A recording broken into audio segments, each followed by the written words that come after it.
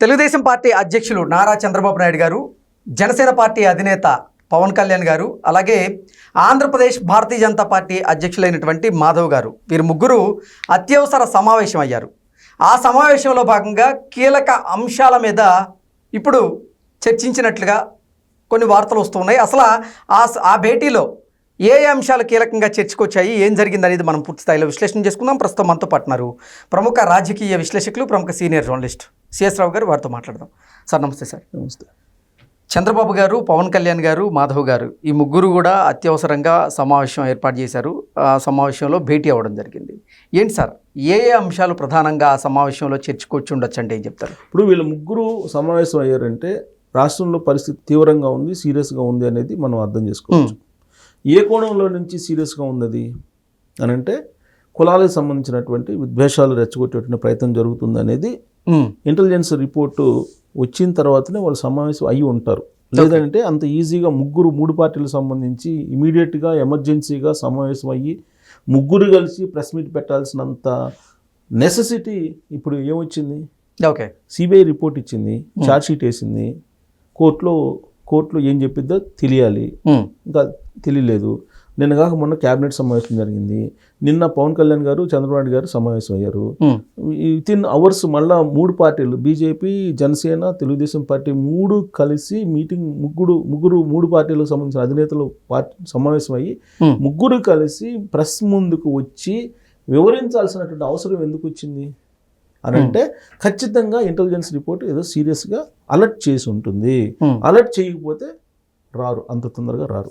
ఏం అలర్ట్ చేసి ఉంటుంది అని అంటే గత కొన్ని రోజులుగా జరుగుతున్నటువంటి పరిణామాలు, జరగబోయేటువంటి పరిణామాలని అనాలిసిస్ చేస్తుంది ఇంటెలిజెన్స్ ఎప్పుడు కూడా.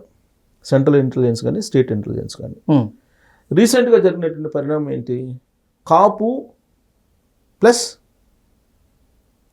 ప్లస్ దళిత కాంబినేషన్లో రాజ్యాధికారం కావాలని చెప్పి ఒక నినాదం వచ్చింది. అవునా? అవును. ఎవరు చేశారు అది? సునీల్ కుమార్ ఐపీఎస్ ఆయన చేసినటువంటి ఒక నినాదం. దానికి సంబంధించి మళ్ళీ వైజాగ్లో ఏదో మీటింగ్ జరిగింది. దాదాపు ఒక 4 రోజుల పాటు ఆ కార్యక్రమం జరిగింది. మీరు పవన్ కళ్యాణ్ గారు మీరు వచ్చేసేయండి, లేదంటే కాపులు వచ్చేసేయండి, కాపులకి మేము ముఖ్యమంత్రి పదం ఫస్ట్ హాఫ్లో ఇస్తాం, సెకండ్ హాఫ్లో దళితులకి ఇవ్వండి, ఈ కాంబినేషన్లో మనం రాజ్యాధికారాన్ని స్టేజ్కి ఇచ్చుకుని మీరు వచ్చేసేయండి అని చెప్పేసి ఆయన కాపులకి ఒక పిలుపునిచ్చారు. ఆయన ఐపీఎస్ అధికారి. అది కొన్ని రోజుల పాటు నడిపించారు. అంటే కాపు దళిత కాంబినేషన్ అనేది ఒకటి తీసుకొచ్చారు. ఇప్పుడు ఏం చేశారు? ఇప్పుడు ఈ ఎపిసోడ్లో నెయ్యి కల్తీ విషయంలో ఏం చేశారు వీళ్ళు? నెయ్యి కల్తీది ఒకటో జరుగుతుంది. నెయ్యి కల్తీ విషయంలో మళ్ళీ కులాలకు సంబంధించినటువంటి కోణాన్ని బయట తీశారు. అంతకుముందు కందుకూరులో జరిగినటువంటి ఒక మర్డర్కి సంబంధించి కుల కోణాన్ని ఆపాదించారు.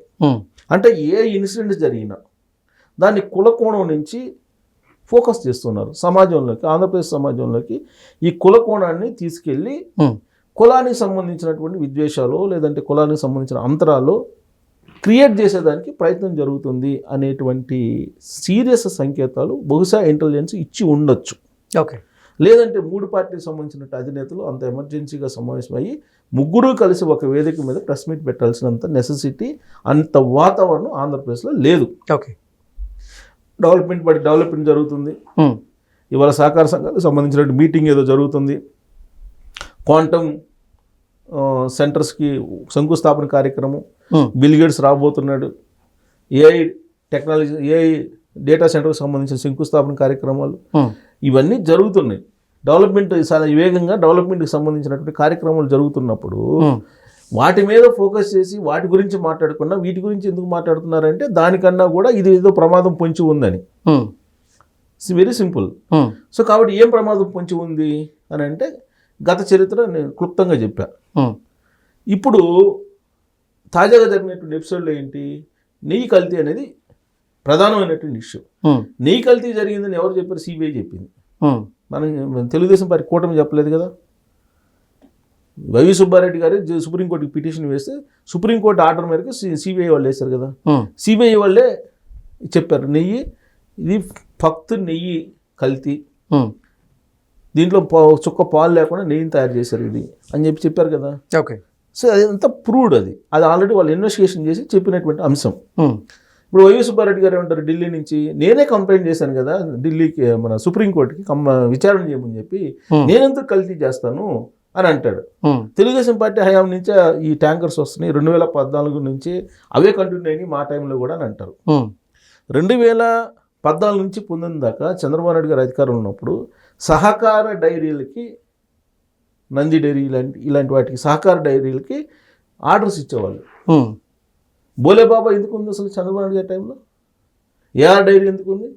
విష్ణు డైరీ ఎందుకు ఉంది? ఇవేం లేవే, చంద్రబాబు నాయుడు గారి టైంలో వచ్చినాయి అని చెప్తారు వీళ్ళు. అసలు మీరు సడలించింది ఎప్పుడు? నామ్స్ 2020లో సడలించడానికి మీరు రెడీ అయ్యారు. 2022లో మీరు మొత్తం సడలించేశారు, నిబంధనలు సడలించారు. నిబంధనలు ఎలా సడలించారు అవన్నీ ఆల్రెడీ సిబిఐ చెప్పింది. ఇది వాస్తవం కదా.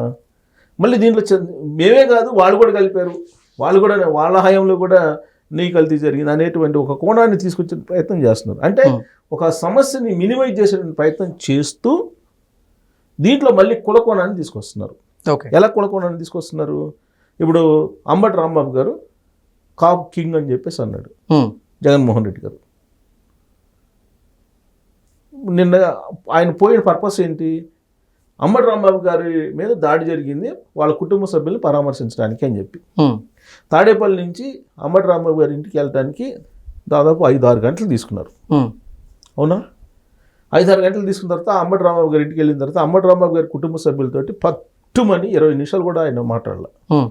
మిగతా అంతా ఆయన బల ప్రదర్శన కోసం, ఆయనకు ఉండే ఇమేజ్ కోసం చేసినటువంటి ప్రయత్నంగా కనిపిస్తూ ఉంది. ఓకే, పరామర్శించడానికి అదే అవసరం లేదు. సరే పరామర్శించారు, అయిపోయింది, ప్రెస్ మీట్ పెట్టారు. ప్రెస్ మీట్ పెట్టి ఏం చెప్తున్నారు మీరు? కాపు కింగ్ అంటాడు. అంటే కాపులందరికీ ఇతనే రథసారథి, లేకపోతే ఇతనే నాయకత్వం వహిస్తాడనో, లేకపోతే ఇతనే మీకు కాపులందరికీ ఇతనే పెద్ద లీడర్ అన్న చెప్పేటువంటి ప్రయత్నం చేస్తున్నాడు ఆయన. అంటే కాపు కోణాన్ని తీసుకొస్తున్నారు. ఎందుకు కాపు కోణాన్ని తీసుకొస్తున్నారు? ఇప్పుడు బీసీలు కానీ, ఎస్సీలు కానీ, ఎస్టీలు కానీ, కాపులు కానీ, చౌదరీస్ కానీ వీళ్ళందరూ కూడా సాలిడ్గా మెజారిటీ కూటమి వైపు ఉన్నారు అనేది వాళ్ళ లెక్క, సోషల్ ఇంజనీరింగ్ లెక్క. రాజకీయ పార్టీలు ఇప్పుడు కూడా సోషల్ ఇంజనీరింగ్ లెక్కేసుకుంటూ ఉంటాయి. సో ఇప్పుడు ఈ కూటమి ఇలానే ఉంటే రాబోయే రోజుల్లో అధికారం అనేది కంటి చూపు మేరలో కనపడదు అనేటువంటిది బహుశా ఐపాక్ లాంటి సమస్యలు ఇచ్చినటువంటి రిపోర్ట్ అయి ఉండొచ్చు. కాబట్టి దీన్ని చేల్చాలంటే ఏం చేయాలి? దాన్ని కాపువాదం తీసుకురావాలి, అలాగే బీసీలను దూరం జరపాలి. 2019 ఎన్నికల్లో జగన్మోహన్ రెడ్డి గారు గెలవడానికి కీలకంగా పనిచేసినటువంటి వాళ్ళు ఎవరు అంటే ప్రధానంగా కలిసి వచ్చిన ఓట్ బ్యాంక్ ఏంటంటే BC vote bank. BC vote bank ఎప్పుడు కూడా సాలిడ్గా తెలుగుదేశం పార్టీకి ఉంటుంది, మెజారిటీ. ఇప్పుడు ఆ బీసీలు ఏంటి, అన్రెస్ట్గా ఉన్నారు కూటమిలో అనేటువంటిది ఒక సంకేతం సర్వేల రూపంలో. ఇప్పుడు కాపుల్ని ఎలివేట్ చేయాలి. ఎందుకు? పవన్ కళ్యాణ్ గారు కూటమిలో ఉన్నారు కాబట్టి ఇటువైపు నుంచి కాపుల్ని కాపాడుకోవాలి, బీసీలని అటువైపు నుంచి తీసుకొచ్చుకోవాలి. అదర్వైజ్ 2029 ఎలక్షన్లో వాళ్ళు ఆశించినట్టు ఫలితం రావడానికి కష్టం. సో కాబట్టి ఆ దిశగా ఏ ఇన్సిడెంట్ జరిగినా దాన్ని కులకోణంలో నుంచి తీసుకెళ్లేటువంటి ప్రయత్నం చేస్తూ ఉన్నారు. నిన్న అదే కనిపించింది. సో కాబట్టి అందుకే సీరియస్గా ఉంది కాబట్టి ఇష్యూ, ఇలా ఎమర్జెన్సీ మీటింగ్ ఏర్పాటు చేసుకున్నారు. కులకోణం, మతకోణం, ఇప్పుడు నెయ్యికి సంబంధించి దీంట్లో మతకోణం ఏం లేదు. పవన్ కళ్యాణ్ గారు కూడా ప్రెస్ మీట్లో అదే చెప్పారు, మతకోణం ఏం లేదు దీంట్లో. ఉన్న కోణం వల్ల కులకోణాన్ని తీసుకొచ్చారు వీళ్ళు. ఎవరు? వైఎస్ఆర్ కాంగ్రెస్ పార్టీకి సంబంధించినటువంటి వాళ్ళు అనేది తెలుగుదేశం పార్టీ వాళ్ళు చెబుతున్నారు. మతకోణం లేదు. ఎందుకని? దీంట్లో నిందితులందరూ కూడా హిందువులే. ఇప్పుడు కెమికల్ సరఫరా చేసిన వాళ్ళు కానీ, లేదంటే సుగంధ పదార్థాలు తయారు చేసిన సప్లై చేసినటువంటి వాళ్ళు కానీ వీళ్ళందరూ హిందువులే, ఎవరు హిందూయేతర వాళ్ళు లేరు. సో కాబట్టి మత ప్రస్తావన లేదు. మరి ఈ ఇష్యూలో ఏం తీసుకురావాలి? రాజకీయ లబ్ధి కోసం కులకోణాన్ని తీసుకురావాలి. ఎందుకని కులకోణాన్ని తీసుకొచ్చారు. ఇప్పుడు అక్కడేమో జోగి రమేష్ ఇంటి మీద దాడి చేస్తారా మీరు అని చెప్పి రేపు 11వ తారీఖు మళ్ళీ ర్యాలీ ఉంది. ఇప్పుడు అంబటి రాంబాబు ఇంటికి సంబంధించి వెళ్తే ఎంత ర్యాలీ తీశారో ఇప్పుడు రేపు జోగి రమేష్ 11వ తారీఖు ఇప్పుడు మళ్ళీ ఆ కార్యక్రమం ఉంది, జోగి రమేష్ ఇంటికి వెళ్ళే కార్యక్రమం. ఇది కులకోణంలో నుంచి, అంటే బీసీలు కానీ కాపుల్ని కానీ టార్గెట్ చేస్తుంది కూటమి అనేటువంటి యాంగిల్లో ఫోకస్ చేసి ఈ కులకోణాన్ని వచ్చి ఈ నెయ్యి కల్తీని సైడ్ ట్రాక్ బట్టి చేసేయాలి అనేటువంటి ఒక ప్రయత్నం ఏదో జరుగుతున్నట్టు కనిపిస్తుంది ఈ ఇన్సిడెంట్లను బట్టి చూస్తుంటే. ఇదంతా కూడా జగన్మోహన్ రెడ్డి గారి ఐడియా అని చెప్పి మనం అనుకోవడానికి కూడా లేదు. ఐపాక్ వాళ్ళు చేసినట్టు పని 2019 నుంచి 2024 మధ్యలో ఏం చేశారు? 2019-2024 మధ్యలో సలహాలు సూచనలు ఆయనకి ఇచ్చారు. ఏదో అందరిని అరెస్ట్ చేసేసామని సలహాలు ఇచ్చే వాళ్ళు అందరినీ అది చేశారు. 2014 నుంచి 2019 మధ్యలో 19 ఎలక్షన్లో గెలవడానికి ఐపాక్ వాళ్ళు ఇచ్చిన సలహాలే. దాంట్లో భాగంగానే కదా కోడికత్తి, బాబాయ్ మర్డర్లు ఇవన్నీ వచ్చింది. సో ఐపాక్ వాళ్ళు చేసేది ఏంటంటే కుల పరమైనటువంటి విద్వేషాలు, మతపరమైనటువంటి విద్వేషాలు, ప్రాంతీయపరమైన విద్వేషాలు వీటిని రెచ్చగొట్టి ఆ భావోద్వేగాల నుంచి తాము ప్యాకేజ్ తీసుకున్నటువంటి వాళ్ళని గెలిపించే ప్రయత్నం చేస్తారు. కాబట్టి ముందు ఐపాక్ వాళ్ళని కనుక రాష్ట్రంలో ఉండనిస్తే ఇట్లాంటివి జరుగుతూనే ఉంటాయి. జగన్మోహన్ రెడ్డి గారికి వీళ్ళు ఇలాంటి రిపోర్ట్స్ ఇస్తారు, వాటినే ఆయన ఇంప్లిమెంట్ చేస్తారు.